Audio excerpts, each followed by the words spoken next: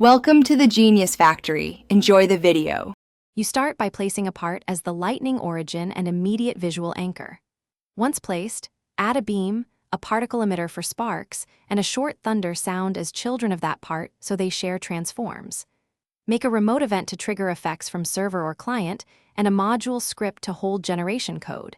This makes the system modular. You do this now because having assets ready lets you script positions, lifetimes, and intensity without stopping to import later, so begin wiring them instantly.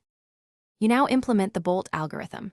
Write a function that interpolates points between start and end, offsetting each with controlled randomness to form forks. Then create attachments dynamically along those points and assign them to beam. Attachment 0 and attachment 1 or update multiple beam segments.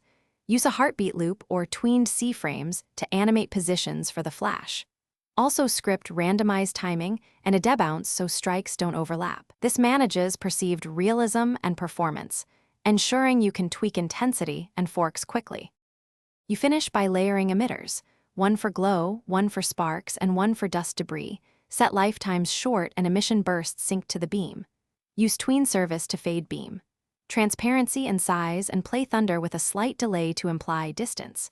Make sure network triggers use remote event safely, run heavy generation server-side, or as local cached assets to avoid lag. If you run into stuttering, profile the game, lower particle counts, reduce attachment updates per second, and you'll regain smooth performance. Thanks for watching. If you found this helpful, don't forget to like and subscribe.